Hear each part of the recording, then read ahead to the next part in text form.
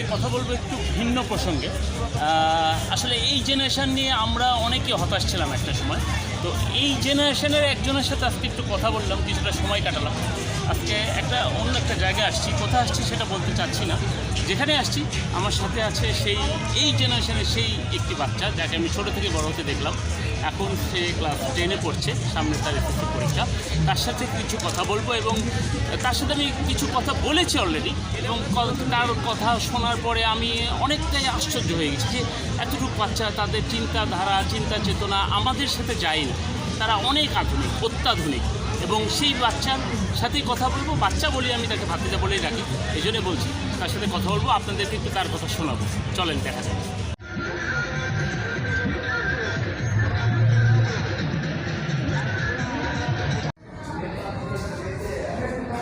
ওকে, দাঁড়াও। কেমন আছো? ভালো আছি। একটু জোরে বলতে হবে না? তোমার পুরো নামটা বলো। আহনাদ ইসলাম আকিব। আহনাদ ইসলাম আকিব। আকিব। কোন ক্লাসে পড়ো তুমি এখন? আমি এখন 10ম শ্রেণীতে পড়ছি, আর কিছুদিন পরে আমাদের এসএসসি এক্সাম। আচ্ছা আচ্ছা। তো পড়ালেখার পাশাপাশি আর কি কি তোমার ভালো লাগে? পড়াশোনার পাশাপাশি আমি আমাদের নাটোরে স্টেডিয়ামে ফুটবল প্র্যাকটিস করি। আচ্ছা। আর অবসর সময়ে বন্ধুদের সাথে যে ক্রিকেট খেলি আর আড্ডা দিই। আড্ডাও দাও? হ্যাঁ। আর পড়ালেখার কোন সাবজেক্ট তোমার সবচেয়ে বেশি প্রিয়? ফিজিক্স। ফিজিক্স। তোমার ভবিষ্যৎ পরিকল্পনা কি, মানে ইচ্ছা কি, ভবিষ্যতে কী হওয়ার ইচ্ছা? ভবিষ্যতে আমার ইচ্ছা এখন আমি ফুটবল নিয়ে কন্টিনিউ করতে চাচ্ছি।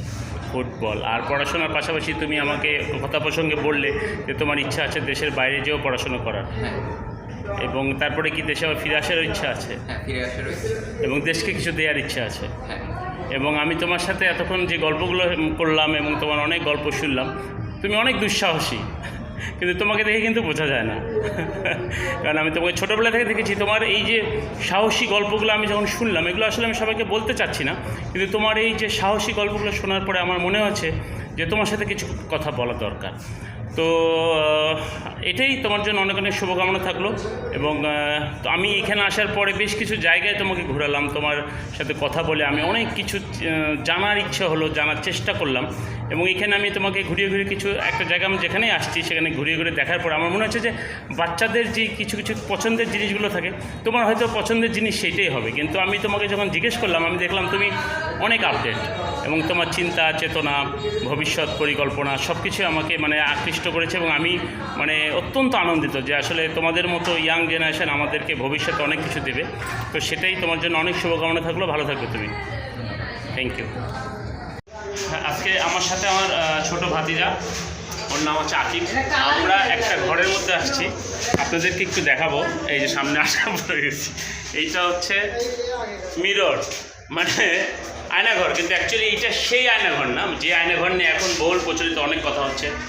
24-এর গণঅভ্যুত্থানের পরে যে আয়নাঘরগুলো বাইরে হয়েছে, এইটা আসলে সেই আয়নাঘর না। এইটা একটা ম্যাজিক্যাল আয়নাঘর, এবং 4 সাইড আয়না, যে আমরা যেখানে যাচ্ছি, এই যে হাত দিচ্ছি, এটাও আয়না।